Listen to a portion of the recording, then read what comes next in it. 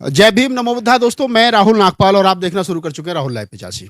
कल 10 तारीख थी और 10 तारीख में उत्तर प्रदेश के चुनावी जो नतीजे आए हैं, बहुत सारे लोगों में मायूसी है और कल से हजारों की संख्या में लोगों के फ़ोन देश भर से आए। अ, बात करने की स्थिति नहीं थी, मन भी नहीं था। आज सुबह बहन जी की 10 बजे पीसी थी। उन्होंने सारे लोगों को जो चुनाव में थे, चुनाव लड़ रहे थे, चुनाव लड़ा रहे थे, पार्टी के तमाम छोटे-बड़े पदाधिकारियों की हिम्मत और हौसला बढ़ाने का उन्होंने काम किया एक गार्जियंस की तरीके से। मैं ख़ास तौर से एक बात यहाँ आप लोगों के साथ साझा करना चाहूँगा क्योंकि तमाम लोगों से फ़ोन पर बहुत सारी बात नहीं हो सकती है। मैं कर रहा हूँ तो इसलिए कर रहा हूँ कि ये वीडियो जब आप लोगों के बीच में जाएगा तो जो बात आप मुझसे फ़ोन के ज़रिए पूछना चाहते हो, वो सारे सवालों का जवाब आपको इस वीडियो से मिल जाएगा। पहली बात तो ये है कि मैं तमाम बहुजन मीडिया का धन्यवाद देता हूँ कि कठिन और विपरीत परिस्थितियों में बहुजन मीडिया के लगभग 60 यूट्यूबर ने बसपा के लिए ग्राउंड रिपोर्ट की, बहन जी की रैलियाँ कवर करी और सबसे बड़ी खुशी की बात यह है कि उन्होंने बिना लालच के कोई भी पार्टी की तरफ से कोई भी फाइनेंस उनके लिए उपलब्ध नहीं कराया गया, कोई सुविधाएँ उनके लिए उपलब्ध नहीं कराई गईं। जो वादे किए गए थे हालाँकि वो भी पार्टी की तरफ से पूरे नहीं किए गए और बाद में मना कर दिया गया कि नहीं हम कुछ नहीं दे सकते, जिनकी इच्छा वो काम करें। लेकिन फिर भी 60 से ज़्यादा यूट्यूबर बसपा के लिए ग्राउंड लेवल पर काम करते रहे। हमारे कई पत्रकार साथी बीमार हो गए। अपने जिन जिलों में उनको भेजा गया जैसे संतोष अम्बेश जो है वो आजमगढ़ कवर कर रहे थे तो उनकी बहुत ज़्यादा तबीयत खराब हुई।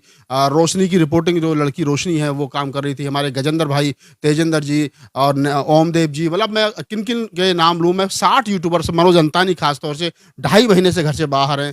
तमाम छोटे-बड़े हमारे वो तमाम साथी, बबीता गौतम हैं और बहुत सारी लड़कियाँ हैं, पूजा, बहुजन टीवी की पूजा हैं। तमाम लोगों ने बहुत अच्छा काम किया, बिना लालच के काम किया। तो तमाम बहुजन मीडिया के साथियों का मैं धन्यवाद करता हूँ कि आप 2 महीने पहले, 3 महीने पहले लग गए, तो शायद हम ये 12 साढ़े 12% वोट जो है रोकने में कामयाब हो पाए। अगर आप लोग नहीं लगे होते, तो शायद ये वोट भी घट करके 5 या 6 या 7 या 8% पर रह सकता था। तो बहुजन मीडिया की एक बड़ी अपनी ताकत रही है क्योंकि मेन स्ट्रीम मीडिया जिस प्रकार से मेन स्ट्रीम मीडिया ने जिस प्रकार से बसपा को गेम से बाहर ही कर दिया था पहले दिन से। वो कह रहे थे कि नहीं, लड़ाई सिर्फ सपा और बीजेपी के बीच है, बसपा गेम में है ही नहीं। लेकिन फिर भी लोगों ने हिम्मत दिखाई और परिणाम जो भी हुए, ये राजनीति में सब कुछ चलता है। एक समय इस देश के अंदर नारा लगता था India is Indira, Indira is India, और आज आप देखिए कि वही जो कांग्रेस है विपक्ष में बैठने लायक नहीं है। तो ये तमाम चीज़ें हैं, इनको हमें समझना चाहिए। और मैं आदरणीय बहन जी ने आज जो बात कही है और तमाम बड़े पार्टी के पदाधिकारी, सतीश चंद्र मिश्रा हों चाहे और लोग हों, मैं तमाम लोगों से बस यही, हम एक कार्यकर्ता होने के नाते, एक पत्रकार होने के नाते, एक एक्टिविस्ट होने के नाते, जिस प्रकार से हम लोग ग्राउंड में घूम रहे थे और हम देख रहे थे, हमें खुद को ये उम्मीद थी कि 15 से 20 सीट आएंगी। लोग हमसे पूछते थे कितनी सीट आएंगी, तो ये लग रहा था कि बसपा के साथ जो है वो मुसलमान एक तरफा सपा के साथ जा रहा था। वो अगर मुस्लिम प्रत्याशी था तब भी वोट नहीं कर रहा था क्योंकि ये खबर चला दी गई थी कि बीजेपी की बी टीम जो है वो बसपा है और बहन जी बोल नहीं रही है, बहन जी ये, बहन जी, बहुत सारी बातें बसपा के खिलाफ जो वो चल रही थी। तो मोस्ट बैकवर्ड वोट जो हमेशा से बसपा को मिलता था, चाहे मौर्य है, कुशवाहा है, साक्य है, पटेल है, ये जो मोस्ट बैकवर्ड वोट जो 12-13% बसपा को मिलता था, ये वोट तमाम जो है शिफ्ट हो गया सपा में।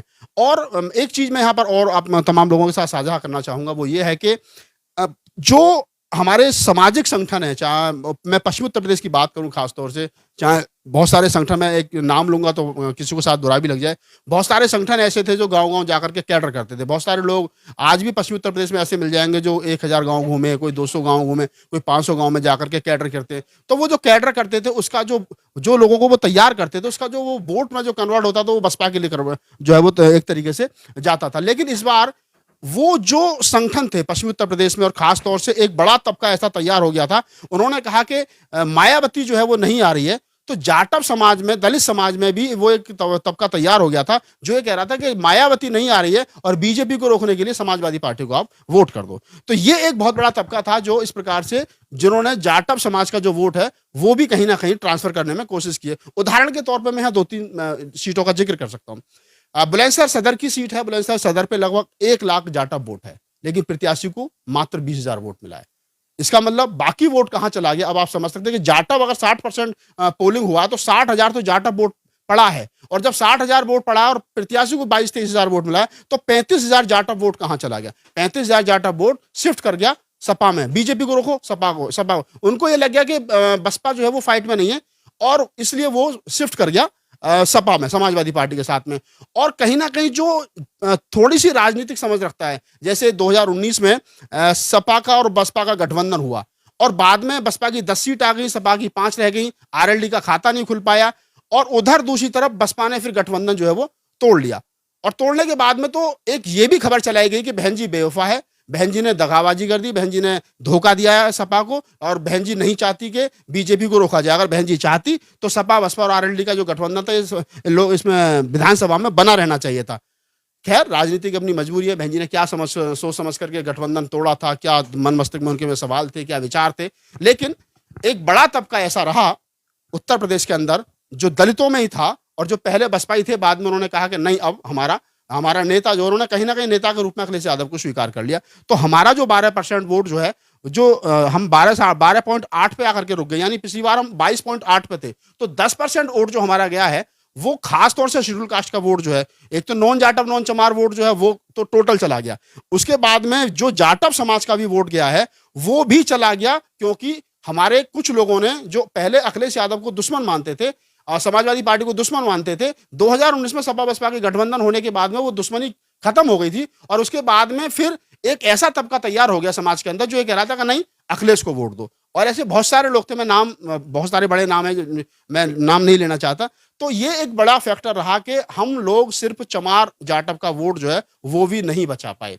दूसरा, यहाँ पर एक बड़ा फैक्टर रहा कि जो कैडराइज लोग हैं, जो ज्यादा अम्बेडकरवादी मूवमेंट के लोग हैं, फूले अम्बेडकर आंदोलन के लोग हैं, जो काशीराम साहब के समय के लोग हैं, जो अक्सर ये कहते हैं कि सतीश चंद्र मिश्रा की वजह से पार्टी गड्ढे में जा रही है, मिश्रा की वजह से। मैं किसी पर कोई प्रशंसा नहीं लगा रहा हूँ, लेकिन मैं एक बात जरूर कहना चाहता हूँ कि सतीश चंद्र मिश्रा का पूरा परिवार ईमानदारी के साथ में लगा रहा, उनकी पत्नी लगी रही, उनकी बेटियां लगी रही, वो खुद लगे रहे और तमाम पूरा ब्राह्मणों ने वोट दिया नहीं दिया ये अलग विषय है, लेकिन उन्होंने ईमानदारी से काम किया और गली गाँव का जो मतलब मंडलों पर जाकर के रैली की, जिलों पर जाकर के उन्होंने रैली की। वोट में कन्वर्ट नहीं हुआ, ये एक अलग मैटर है। लेकिन मैं यहाँ एक सवाल और खड़ा करना चाहता हूँ।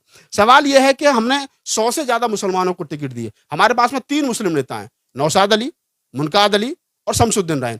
इन 3 मुस्लिम नेताओं ने एक जनसभा भी मुसलमानों में जाकर के नहीं की। हमने टिकट तो दे दिए, लेकिन वोट मांगने के लिए हम लोग उनके बीच में नहीं गए। हमने जिस प्रकार से नसीमुद्दीन सिद्दीकी जब बसपा में होते थे, हमने देखा था कि वो मुसलमानों की कॉलोनियों में जाकर के मुसलमानों को कैडर देते थे, समझाते थे, मुसलमानों के गांव में जाते थे। मुझे एक वाकया याद है कि जब अनूपसर विधानसभा में गांव पड़ता सांखनी और वहां 2 गुट बन गए और 2 गुटों में एक गुट ऐसा था जो सपा को वोट देने के लिए कह रहा था और एक गुट ऐसा था जो बसपा को वोट देने के लिए कह रहा था। नसीमुद्दीन सिद्दीकी वहां गए, रात में उन्होंने एक नुक्कड़ सभा की, सारे मुसलमानों को समझा, फिर बसपा के लिए उन्होंने वोट डलवाया। तो क्या हमारे पास में जो मुस्लिम नेता, जो मुस्लिम चेहरा है, वो ना तो पोस्टर पे दिखाई दे रहे हैं, ना ग्राउंड पर दिखाई दे रहे हैं, तो ये कर क्या रहे हैं? पश्चिम में शमसुद्दीन रायन जिस प्रकार से उनको लगाया गया यहाँ पर झांसी से ला करके, और उनका जिस प्रकार से एक वीडियो जो वायरल हुआ 300 करोड़ में 50 सीटें डील करने का, हम उस पर भी सफाई नहीं दे पाए। मुस्लिम आखिर बसपा पे भरोसा करे क्यों? क्या कारण है जो मुस्लिम बसपा को वोट दे? आज बहन जी ने कहा कि मुसलमानों ने हमें वोट नहीं दिया, तो मेरा यही सवाल है कि मुसलमान आखिर बसपा को वोट दे क्यों? वो क्या सोच करके मुसलमान उसको वोट दे? उसको कोई उम्मीद दिखाई नहीं दे रही है। अब फिर ऐसे में शमसुद्दीन रायन का वीडियो जो है वो वायरल हो रहा है, जिसमें मतलब उस पर सफाई भी नहीं दे पा रहे हैं। तो बहुत सारे सवाल हो सकते हैं।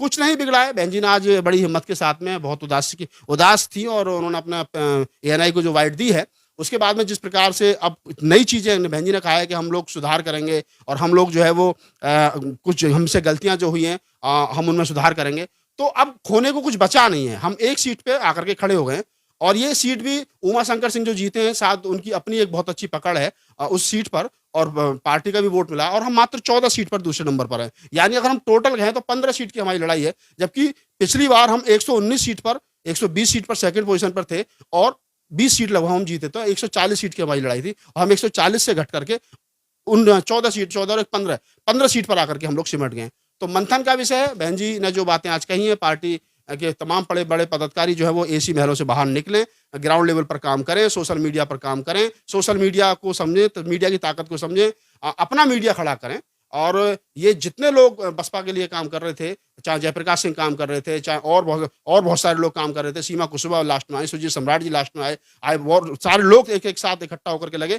तो तमाम लोगों को इकट्ठा होकर के लगने की ज़रूरत है। नई कार्यकारिणी बनेगी, युवाओं को ज़िम्मेदारी दी जाए, यूथ विंग बना सकते हैं, महिला विंग बना सकते हैं, हम लोगों को सेट कर सकते हैं। तो बहन जी को और बसपा के तमाम बड़े नेताओं को, शीर्ष नेतृत्व को चाहिए कि अब नए ज़माने की राजनीति में नए तरीके से चलना पड़ेगा। तो बस यही बात मुझे आप लोगों के साथ साझा करनी थी। तो बस मैं राहुल नागपाल आपसे लेता हूँ इजाज़त और मुझे दीजिए इजाज़त। हिम्मत बनाए रखिए। ये फूले अम्बेडकर ये आंदोलन है, एक दिन में खत्म नहीं होता है और एक दिन में मरता नहीं है। इसको ज़िंदा रखिए, मूवमेंट ज़िंदा रहेगा तो राजनीति ज़िंदा रहेगी। धन्यवाद। सब्सक्राइब करें आपके अपने चैनल समता आवाज़ टीवी को, बेल आइकन दबाना ना भूलें सबसे पहले हमारी वीडियो देखने के लिए।